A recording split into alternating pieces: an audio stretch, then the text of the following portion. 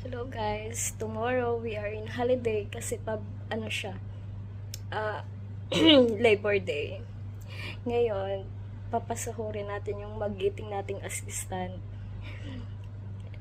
Dito sa abroad, lahat ng lahat ng nagtatrabaho sa bahay, hindi naman lahat, pero usually libre sila sa pagkain, sa mga sabon, sa lahat-lahat. Etong alalay natin na to, hindi lang yan libre sa lahat-lahat, pati sa shopping. Kapag may hiningi pa yan, bonus pa yun. Ngayon, papasahurin natin siya kasi naghingi na siya ng sahod niya. Ito. Sahurin natin siya. Punta natin sa kwarto niya. Punta natin sa kwarto niya.